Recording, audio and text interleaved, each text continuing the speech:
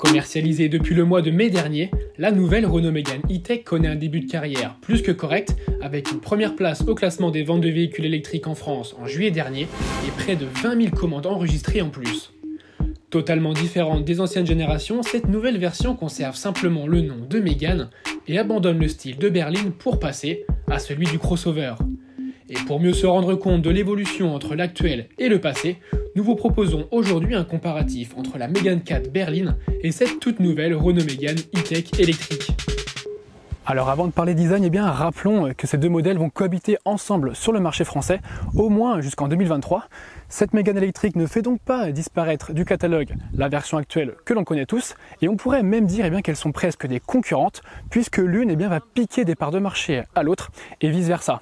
Et pourtant, si on y regarde de plus près, avec un marché automobile en pleine transition et en très grande difficulté, c'est sans doute le meilleur choix opéré par Renault, celui de proposer une offre Mégane thermique ou électrifiée, en plus de la version 100% électrique. Au premier coup d'œil, les différences sautent aux yeux, même s'ils ont le même nom, ces deux modèles n'ont strictement plus rien à voir. D'un côté, on a une berline compacte, et de l'autre, ce qui se fait de plus en plus aujourd'hui, à savoir un crossover. Et même s'il paraît un peu plus volumineux, vous allez voir qu'en entrant dans les détails, niveau mensuration, cette Renault Mégane E-Tech électrique est moins imposante qu'il n'y paraît. Car en termes de dimension, le crossover mesure à peine 5 cm de plus en hauteur et surtout 15 cm de moins en longueur que sa sœur pour afficher 4,21 m. Au final, niveau mensuration, on se rapproche tout au mieux d'un capture. Et comme pour ce dernier, notre Mégane électrique nous dévoile ses attributs de crossover, avec notamment une garde au sol surélevée et des jantes de 20 pouces pour notre version d'essai.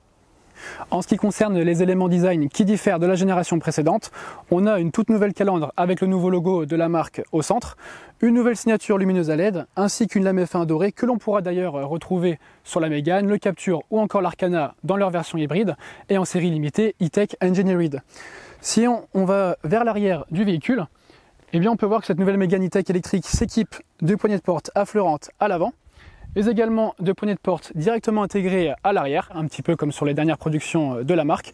Et ça, ça a un aspect dynamique pour cette Mégane E-Tech et ça contribue grandement à l'aérodynamisme du véhicule électrique. Et puis à l'arrière, on retrouve ce fin bandeau lumineux, un petit peu à l'image du Range Rover Evoque, qui rejoint ici le nouveau logo de la marque au milieu. Et puis, autre détail, le nom Mégane avec le E doré, pour rappeler que cette Mégane est une version 100% électrique. Qu'en est-il maintenant des intérieurs dans ces deux modèles? Si la version électrique perd 15 cm en longueur face à la version thermique, elle offre tout de même un empattement supérieur de 3 cm. Et si on en suit la règle, elle devrait offrir une meilleure habitabilité. Cela va-t-il être vérifié? Qu'une seule solution, prendre place à bord de ces deux modèles.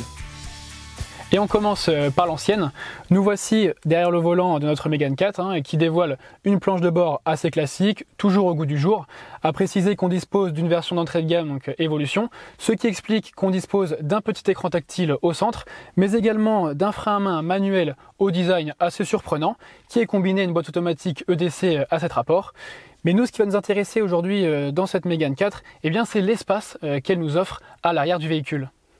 Même si on est dans une berline compacte, vous pouvez voir que l'espace est plutôt correct. J'ai la place nécessaire aux genoux, j'ai pas les genoux dans le siège passager, qui est réglé à ma taille, et je précise que je mesure quand même plus d'1,80 m. Bien évidemment, à 3 à l'arrière, c'est un poil serré, et au niveau de la tête, on a juste ce qu'il faut, mais je le répète, on est dans une berline compacte, donc c'est plutôt pas mal. Autre qualité de cette Mégane 4, c'est sa luminosité à l'arrière, grâce notamment à des parties vitrées correctes.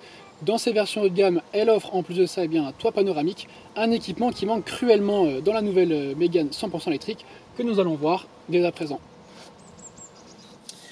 Pas besoin de vous préciser qu'on a changé de modèle, puisque vous êtes sans doute aperçu qu'on est dans un intérieur beaucoup plus sombre, trop même à mon goût, et c'est celui de la version 100% électrique. Et cette absence de clarté nous amène une certaine sensation d'étouffement, de par un intérieur noir, mais aussi ses parties vitrées très fines. En revanche, niveau habitabilité, on peut dire qu'on est quand même beaucoup mieux installé dans cette version 100% électrique comparée à la Mégane 4. J'ai beaucoup plus de place aux genoux, un petit peu moins à la tête, mais ça reste correct. Petite particularité, même si le dessin des sièges est plutôt agréable, moi ce qui me gêne un petit peu plus, c'est cette petite partie sur les côtés qui bloque la vision des passagers à l'arrière, aussi bien sur la route que sur le nouveau système multimédia qui a entièrement été revu. En effet, la nouvelle planche de bord de la Mégane E-Tech est clairement l'un de ses points forts. Cette instrumentation numérique de 24 pouces offre de nombreuses fonctionnalités et est surtout à la fois fluide et réactive. Ici, l'absence de levée de vitesse au niveau de la console centrale libère des espaces de rangement avec des compartiments ici et qui permettent de ranger des petits sacs à main ou des petites sacoches. Ça évite qu'ils se promènent dans l'habitacle. On a également un chargeur induction pour pouvoir recharger son smartphone. Et puis, petite précision, c'est qu'il vous faudra sûrement un petit temps d'adaptation pour vous habituer au lever de vitesse derrière le volant, puisque vous allez sans doute au début actionner les essuie-glaces au lieu tout simplement de passer à la marche avant. Pour confirmer nos propos sur le manque d'espace et de visibilité, cette Mégane E-Tech dispose d'un rétroviseur avec caméra puisqu'avec une lunette arrière très petite, la vision est trop réduite pour l'usage d'un rétroviseur classique, même si ce dernier est toujours utilisable en un seul clic. En ce qui concerne le volume de coffre, l'ancien fait mieux que le nouveau, avec 473 litres pour notre version thermique contre 440 pour la version électrique. Il vous sera donc possible de caler 3 valises cabine, alors que la nouvelle génération ne pourra en recevoir que 2. Sous son plancher, la Mégane 4 peut disposer d'une roue de secours en option, tandis que ce sont les câbles de recharge qui sont implantés sous le plancher de la Mégane électrique. Sur la route, évidemment, ce sont deux styles de conduite différents.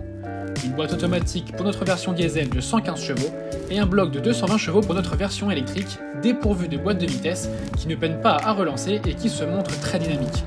Bon, avec nos différences de puissance et de motorisation, il reste difficile de comparer l'aspect conduite, mais on peut tout de même faire un point sur leur consommation respective.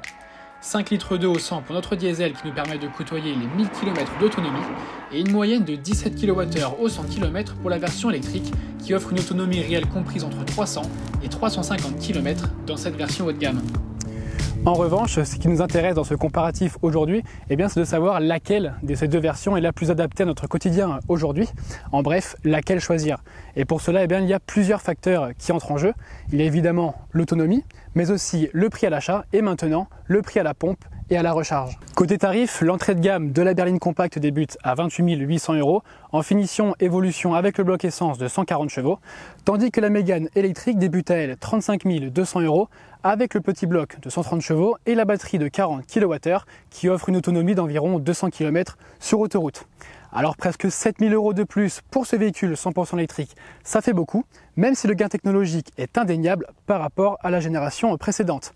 À cela, il faudra également ajouter les nombreuses contraintes du véhicule électrique. Je pense notamment aux bornes, aux coûts et au temps de recharge. Mais bon, le bonus écologique actuel de 6 000 € vous permettra de relativiser et de réfléchir sérieusement à l'option tout électrique. D'autant plus que le véhicule dit propre vous permettra de continuer à rouler partout dans les 10 à 15 prochaines années.